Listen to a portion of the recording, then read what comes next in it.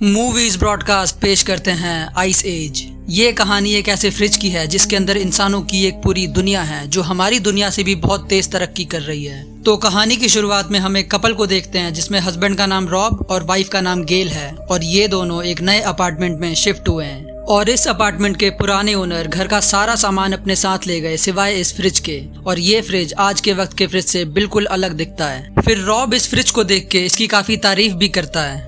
फिर गेल रॉब को साथ में वाइन पीने के लिए बोलती है, इसीलिए रॉब आइस क्यूब निकालने के लिए फ्रिज के दरवाजे को खोलता है और वो देखता है कि फ्रीजर पूरी तरह से बर्फ से ढका हुआ है। फिर वो आइस क्यूब ट्रे से एक क्यूब निकाल के अपनी ड्रिंक में डाल लेता है और वो जैसे ही पहली सिप लेने वाला होता है उसे क्यूब के अंदर कुछ दिखता है और वो गेल को भी उस क्यूब को दिखाता है, जिसे देख के दोनों हैरान हो जाते हैं। फिर वो दोनों मैग्नीफाइंग ग्लास से देखते हैं कि उस क्यूब में एक बहुत ही छोटा सा मैमथ मरा हुआ था और उसके शरीर में भाले भी घुसे हुए थे।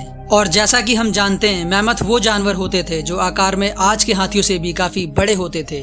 फिर गेल बोलती है कि शायद इसके जैसे और भी मैमथ अंदर हों और वो फ्रीजर का सारा सामान बाहर निकाल देती है। और वो दोनों जो अंदर देखते हैं तो उन्हें अपनी आंखों पर बिल्कुल भी विश्वास नहीं होता, क्योंकि फ्रीजर के अंदर एक बहुत पुरानी सिविलाइजेशन होती है और यहाँ पूरी सिविलाइजेशन बहुत जल्दी तरक्की कर रही होती है और अभी यहाँ पे आइस एज का वक्त होता है। रॉब और गेल को लगता है मानो वो किसी वीडियो को फास्ट फॉरवर्ड करके देख रहे हों। फिर रॉब उस मैमथ को अपने गमले की मिट्टी में दफन कर देता है और उस मैमथ को दफनाते वक्त रॉब थोड़ा सैड भी हो जाता है। और 10 मिनट के बाद वो दोबारा फ्रिज को खोल के देखते हैं तो वो फिर से शॉक्ड हो जाते हैं, क्योंकि वहाँ 10 मिनट में ही सैकड़ों साल बीत चुके थे। जहाँ कुछ मिनट पहले ही एक पुरानी सभ्यता थी वहाँ अब इंडस्ट्रियल रिवॉल्यूशन आ चुका था और बड़ी बड़ी बिल्डिंग्स भी बन चुकी थी। और फिर थोड़ी ही देर में वो दुनिया बिल्कुल आज के 21st सेंचुरी के जैसे हो जाती है, जहाँ रॉब को अंदर एरोप्लेन भी उड़ते हुए दिखते हैं और वो गेल को स्टारबक्स भी दिखाता है। और अब अंदर की दुनिया बिल्कुल आज के समय जितनी इवॉल्व हो चुकी थी। फिर रॉब को कुछ दिखता है और वो जैसे ही फ्रीजर के और पास जाता है वहाँ एक बहुत बड़ा धमाका होता है,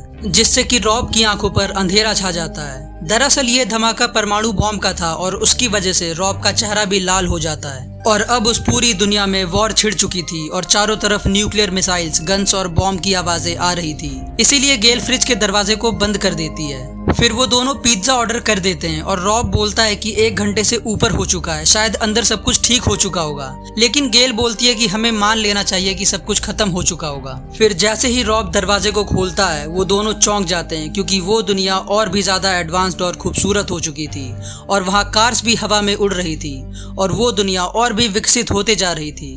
फिर अचानक से पूरी दुनिया एक रोशनी के गोले में कन्वर्ट हो जाती है और उस रोशनी के गोले में से बहुत सारी लाइट्स निकल के उनके घर में फैल जाती हैं। और अब अपने घर में इन खूबसूरत लाइट्स को देख के दोनों को बहुत अच्छा लगता है और थोड़ी ही देर बाद वो सारी लाइट्स वापस उस फ्रीजर में जो रोशनी का गोला होता है उसमें जाके समा जाती हैं और उसके बाद बूम, सब कुछ खत्म हो जाता है और वहाँ अंधेरा छा जाता है। फिर रॉब गेल से पूछता है कि क्या वो वापस आएंगे।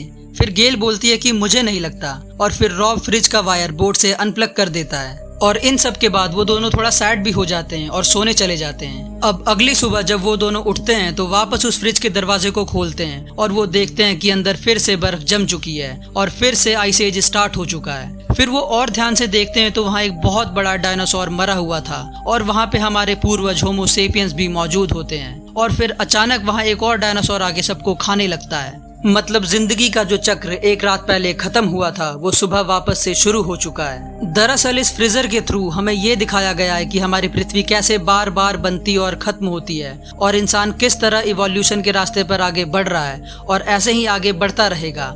और ये कहानी यहीं खत्म हो जाती है। उम्मीद है ये कहानी आपको पसंद आई होगी और कहानी अच्छी लगी हो तो प्लीज वीडियो को लाइक, शेयर और कमेंट जरूर करें और चैनल को भी सब्सक्राइब कर बेल आइकन को प्रेस कर लीजिए ताकि इस तरह की यूनिक और इंटरेस्टिंग कहानियां आप तक पहुंचती रहें।